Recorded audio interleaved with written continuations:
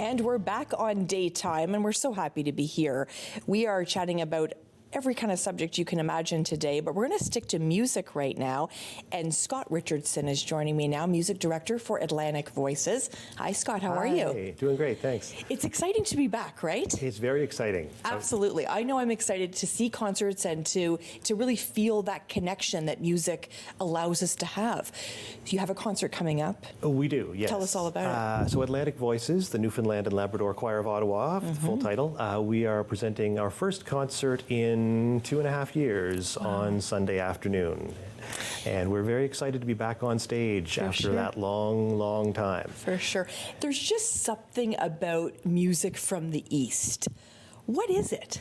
That's an excellent question. I mean, we have a lot of displaced Maritimers and Newfoundlanders in the choir, as you might imagine. But there's also a lot of people who are just, from Ottawa or from, grown up here, who just love the music and they feel some connection with the culture. Maybe they spent some time there and they feel that connection. So we really have a wide variety of people in the choir, but they're all there because this music just there's something that grabs them. It's not. It's uplifting, exciting, but also there's a depth to the feeling in it sometimes too. We're doing it's not a concert of all jigs and reels. There's some very emotionally intense stuff on the program as well. So, but it's all sort of this beautiful, the sounds kind of drag you into it, Yeah, no, for sure. I know this is going to sound a bit bizarre. I'm not from the East at all.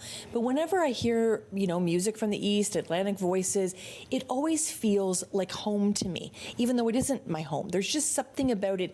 It feels like a kitchen party. It always feels like, even though you're in a concert hall or with lots of people, it always feels like there's only 10 of you in the room. Does that make sense to you? It does. I mean, for me, that's where I'm from. Right, I grew up in Nova Scotia, so it is actually the sound of home. But the choir has always tried to make the concerts have some of that feel, as if you're dropping in on that kind of party. Now they work very hard to make the music at a very high level, but it still has this sense of just a kind of a fun gathering of friends, really. Which is fantastic. I love that. So how many people are part of your group? So I haven't done a count recently. Our official membership is a little bit higher. We have some people who've just been tuning in online, and some people aren't quite ready to come back yet. But I think we're somewhere sitting between 50 and 60 voices for this concert. It's a solid number that are singing with this time. And if someone's listening and they're thinking to themselves, I want tickets, where are we sending them? Well, you can go to atlanticvoices.ca, and there is a link to the Eventbrite page there. That's probably your easiest way.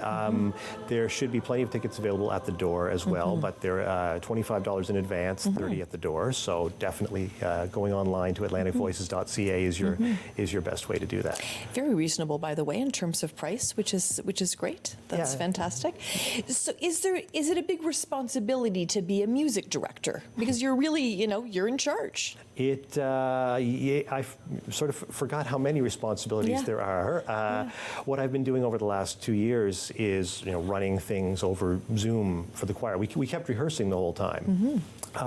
But it was all functioning online with me at my piano at home, singing the part, playing the part, people singing it back, and then my partner and I made a bunch of recordings for them to use. So we would work a bit, and then I would put on the recording, and at home they would sing along, so they'd actually be hearing the sound, soprano, alto, tenor, bass, plus the piano, and able to feel like they were participating in an actual performance, even though the whole thing was happening at a distance. And it was really one way with me singing to them rather than having, there's no way on Zoom for you to hear them singing back at you. So it's remarkable how well it worked, but it's great to be in the same room hearing the voices blending.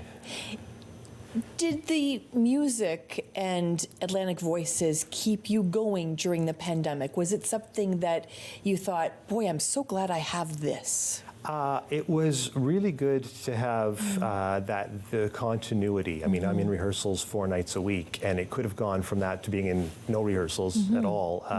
But in fact, with 2 of my choirs, Musica Viva singers and Atlantic Voices, we were working in various ways at a distance like that. And yeah, it was good to have. It was good to have that routine. Yes, it's something, because I think music. I think a lot of us turn to music, even people that aren't musically inclined, which would be me. Turn to music during that time as a comfort. So I can imagine if you're musically inclined, it would be even more important to you. Yeah, and I know that I certainly got the feedback from members that that ability to be there on the Tuesday night singing with the group was really important to them. Sometimes more than I realized at the time. I've come to see that. Good for our mental health, right? Yes, yeah, for sure. Let's do something kind of exciting. Why don't we give away some tickets? We could do that. Okay, so we have 2 tickets. We're so excited. They're right here, right here. 2 tickets. There's going to be an email that pops up on your screen, and we want you to send us an email if you would like to go to this great concert happening on Saturday. On Sunday. My apologies. Afternoon. Sunday afternoon, October the 30th. Atlantic Voices, and Scott, what words of wisdom would you like to leave with us today in terms of what they're going to experience on Sunday afternoon?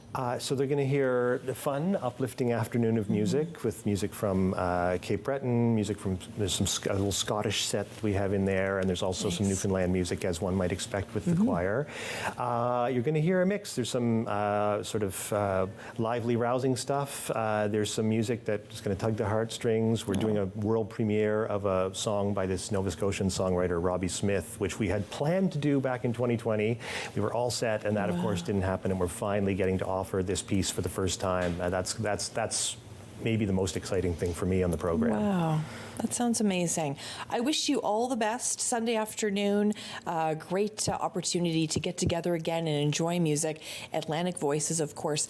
Scott Richardson joining us today, music director, which is a really big job. Once again, we hope that everyone goes out and enjoys that great music. There's nothing like music from the East, so we want you to enjoy that.